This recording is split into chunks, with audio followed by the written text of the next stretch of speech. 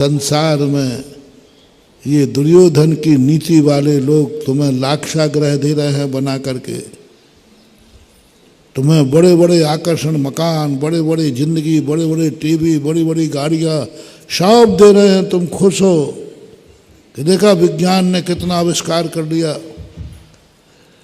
कितना आविष्कार कर दिया। कुछ नहीं महानुभाव, जिस दिन इसमें आग लगना है बचने का कोई तुम्हारे पास साधन नहीं है। अणुबम का आविष्कार हुआ तो अणुबम बनाने वाला रो पड़ा, इतना रोया इतना रोया। लोगों ने कहा क्यों रो रहे हो, तुम्हें तो सारा तो अब जय जयकार हो रही है।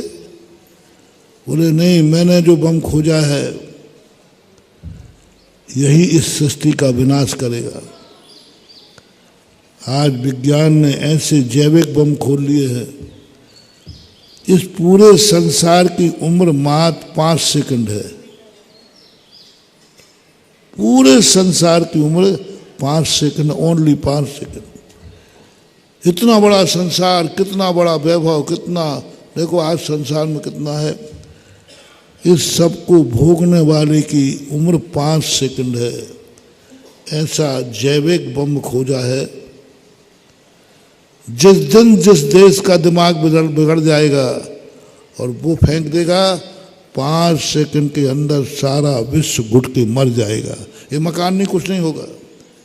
मकान सब रहेंगे, जीव राशि मर जाएगी। बोले होगा, ये होगा। 400 वर्ष पहले नास्ट्रेदमस की भविष्यवाणी है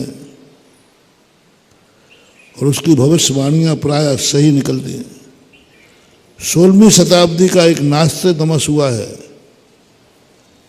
उसकी भविष्यवाणी है कि अगला 3य विश्व युद्ध आकाश से जहर बरसेगा।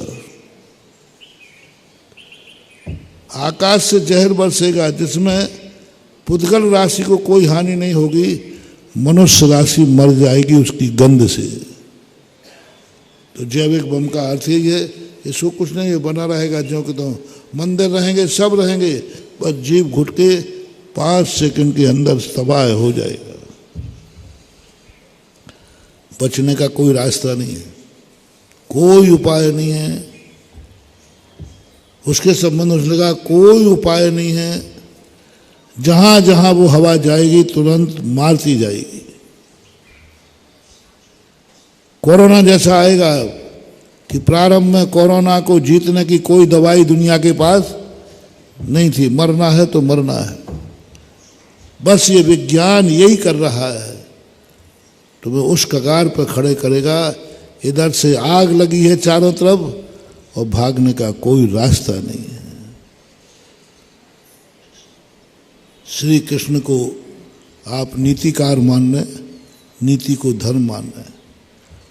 हम लोग, हमारा धर्म, हम साधु लोग आप लोगों को कुछ नहीं कर रहे हैं, बस इतने ही कह रहे हैं लाक्षागृह बनाओ, लेकिन चूहे के समान बनाना। तुम खूब धन कमाओ, तुम खूब ऐशो आराम करो, बस इस चक्रव्यूह से निकलने का रास्ता धर्म से सीखते जाओ। धर्म कभी नहीं कहता कि तुम संसार में धन मत बढ़ाओ। अर्थ पुरुषार्थ कहा खूब कमाओ, दिन रात कमाओ, जितना कमा सको कमाओ, कमाना चाहिए। कमाने का पुण्य लेके आए हो तो कमाना चाहिए। 2 ही चीजें आपको है, या तो साधु बन जाओ और या अच्छी तरह से तुम कमाऊ पूत बन जाओ। 2 में से एक कुछ करो। ठलुआ मत बैठो रे जानियो। ठलुआ बैठना है तो महाराज बन के बैठो।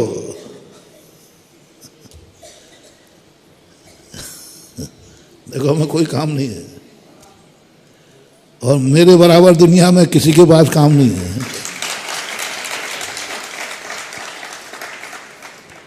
काम कुछ है नहीं और फुर्सत है नहीं। देख लीजिए, साधु को कोई काम नहीं है और साधु एक क्षण के लिए भी फुर्सत में नहीं रहता। बहुत बड़ा वैभव है साधु का, अंतरंग वैभव।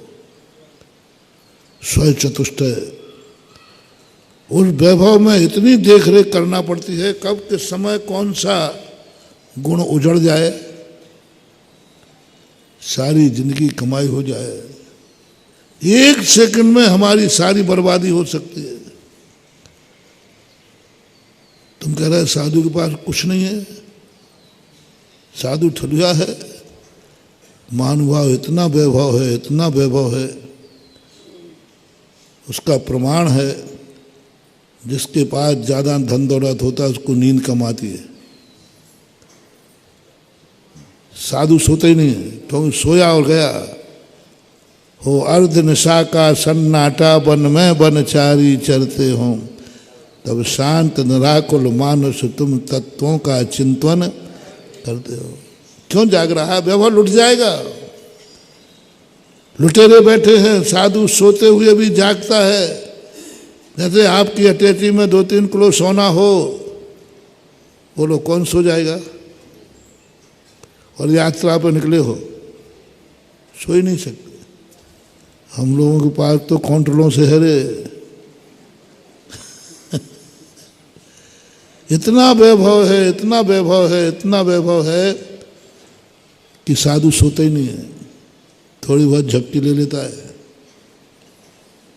झपकी तो आएगी, क्योंकि लुट जाएगा। जो सोवत है सो खोवत है। जागता है, 24 घंटे जागरूक रहता है। साधु का कभी भी लूट सकते, कभी भी लूट सकता है। आहार करके जाना है, वहाँ हम तैयार रहते। ये इंद्रियां लूट लेंगी हमें, ये रसना इंद्री लूट लेगी हमें, वहाँ मुझे सावधान रहना पड़ता है। लुट जाएंगे हम, हमारा मूल गुण खत्म हो जाएगा।